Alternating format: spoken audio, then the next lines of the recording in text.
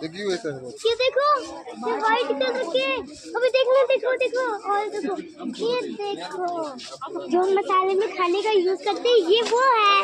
चलो चलो चलो, तो ना एक बार रोजी है इसका नाम, मैंने रोजी रखा है, रोजी है, रोजी।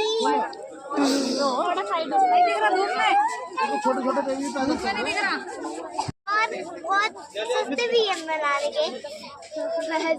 वैसे भी अगर आप इनको उगाना चाहोगे तो सबसे पहले इस व्हाइट कलर के पेंट को लेना पड़ेगा। चलो चलो चलो।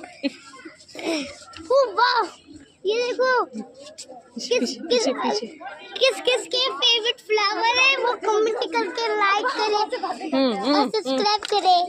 ठीक कर दिया बस वाह, चलो टच करके फोटो खींचते हैं। बहुत दूर है वो।